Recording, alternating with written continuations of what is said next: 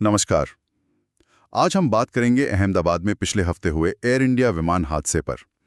ये घटना 12 जून की है। एयर इंडिया की फ्लाइट AI-171 वो एक बोइंग 787-8 ड्रीमलाइनर था, अहमदाबाद से लंदन जा रहा था। हाँ, और जो हुआ वो बहुत ही दुखद था। टेक ऑफ के बस कुछ ही सेकंड बाद दोपहर करीब 1:45 विमान नीचे आ गया और मेघानी नगर में वो जो बीजे मेडिकल कॉलेज का हॉस्टल ब्लॉक है उससे टकरा गया। बिल्कुल। हमारे पास इस पर काफ़ी न्यूज़ रिपोर्ट्स और आर्टिकल्स हैं जिनसे हम जानकारी ले रहे हैं। और आज का मकसद है कि इस गंभीर घटना के जो मुख्य तथ्य हैं, जो जांच चल रही है, उसको थोड़ा समझें। जी, और जो शुरुआती जानकारी आ रही है वो मतलब वाकई चिंताजनक है। ऐसा कहा जा रहा है कि विमान मुश्किल से 500-625 फीट तक ही ऊपर गया था और फिर तेजी से नीचे आ गया। टक्कर के बाद जो आग का गोला उठा उसके वीडियोस तो खैर सबने देखे ही होंगे ऑनलाइन। और जाने भी बहुत गई इसमें। विमान में 230 यात्री थे और 12 क्रू मेंबर्स, मतलब कुल 242 लोग। और उनमें से 241 की मृत्यु हो गई। ये तो विमान की बात हुई। जमीन पर भी कम से कम 38 लोगों के मारे जाने की खबर है। बहुत ही भयानक था। इतनी बड़ी त्रासदी में एक बात थोड़ी अविश्वसनीय सी है। एक यात्री विश्वास कुमार रमेश ब्रिटिश नागरिक हैं, वो बच गए। एग्जिट रो 11A में बैठे थे, अभी ठीक हो रहे हैं। सच में ये तो वाकई एक चमत्कार है। तो अब जाहिर है सबकी नजरें जांच पर होंगी। क्या चल रहा है उसमें? हाँ, जांच जोरों पर है। सबसे जरूरी चीज विमान के ब्लैक बॉक्स मतलब कॉकपिट वॉइस रिकॉर्डर और फ्लाइट डेटा रिकॉर्डर वो मिल गए हैं।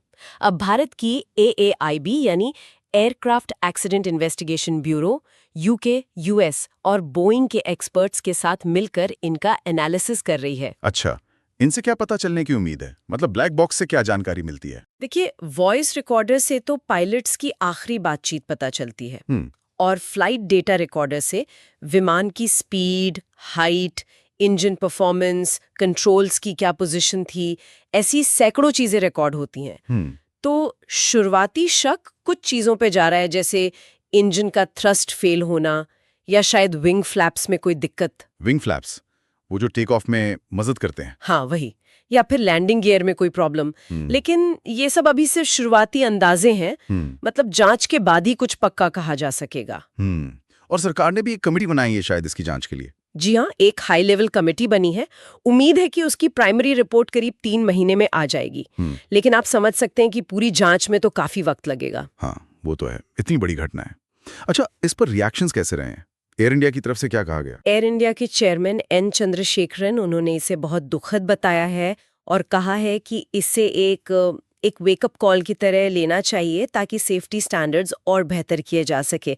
देश भर से जानी मानी हस्तियों ने भी दुख जाहिर किया है। जाहिर है पूरे देश को इसने हिला दिया है। और ये सिर्फ भारत के लिए ही नहीं, शायद पूरी एविएशन इंडस्ट्री के लिए बड़ी खबर है, खासकर ड्रीमलाइनर के लिहाज से। बिल्कुल बिल्कुल, ये बहुत महत्वपूर्ण पॉइंट है। बोइंग 787 ड्रीमलाइनर जो पिछले 16 साल से सर्विस में है, उसका ये पहला फेटल हल लॉस है। मतलब ऐसा पहला हादसा जिसमें विमान पूरी तरह नष्ट हुआ और जाने गई। ड्रीमलाइनर तो अपनी सेफ्टी के लिए जाना जाता था। 16 साल में पहला, ये तो वाकई चौंकाने वाली बात है। हाँ, और भारत में भी देखें तो ये पिछले कई दशकों के सबसे घातक हादसों में से एक गिना जाएगा। इसी वजह से शायद एयर इंडिया अपने बाकी 787 विमानों की भी जांच कर रही है। हाँ, एहतियात के तौर पर ये जरूरी भी है। उनके बेड़े में जो बाकी 33 ड्रीमलाइनर है, उन सब की अभी जांच चल रही है। तो अगर हम संक्षिप्त में देखें, एक भयानक त्रासदी, ड्रीमलाइनर का पहला फेटल हादसा, जांच का फोकस अभी टेक्निकल फेलियर पर है, और वो एक यात्री के बचने की अविश्वसनीय कहानी। आगे क्या होगा ये देखें तो ब्लैक बॉक्स का डेटा सबसे अहम होगा। शुरुआती नतीजे शायद कुछ महीनों में आए, पर पूरी जांच में वक्त लगेगा। इस बीच रेगुलेटर्स जैसे DGCA और एयर इंडिया वो सेफ्टी को लेकर कुछ फौरी कदम उठा सकते हैं, नई गाइडलाइन जारी कर सकते हैं।